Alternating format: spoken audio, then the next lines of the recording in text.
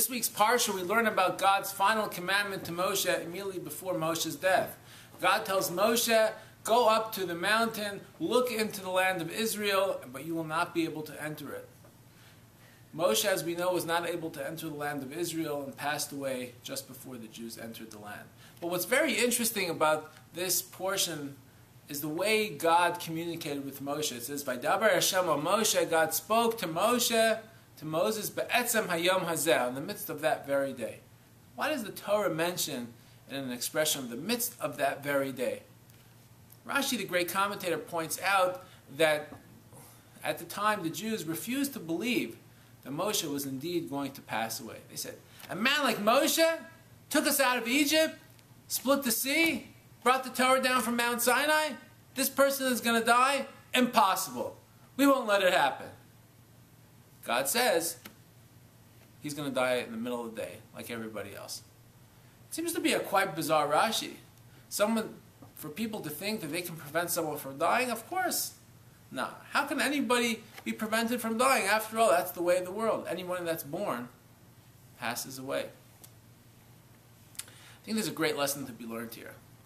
The great lesson is that in life, we all have aspirations. But many times we shortchange ourselves. And we don't think of ourselves that we can become great, truly outstanding. We can actually be the best in whatever we do. We can actually be an outstanding in all of our achievements. We say, I'm just going to be so-so. I'm going to be mediocre. I'll just be average. I'll be just content with that. That's an unfortunate attitude to take. We must always aspire to be the best that we can in every area that we undertake. We must always aspire for greatness. And that's what happened with the Jews in that generation with Moses in the desert. They were also just being content to being just average or mediocre.